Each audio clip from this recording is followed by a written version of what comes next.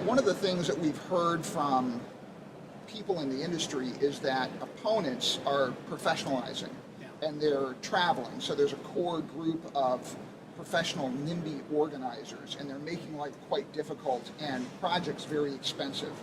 Is there a role for social media to play in solving for that problem? I think there definitely is. We've got a bunch of great wind parks, very successful.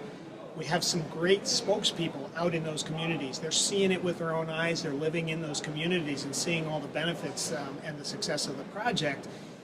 But they have daily lives. They have jobs. They have to earn a living, and so they can't run around to all these community meetings and other places where we're trying to do wind energy projects. What we've done is we've actually made their testimonies portable. So we've interviewed them, on all kinds of different aspects of wind parks, taken them back to our DTE studios and, created these testimonial videos that we've been able to post on Facebook, YouTube.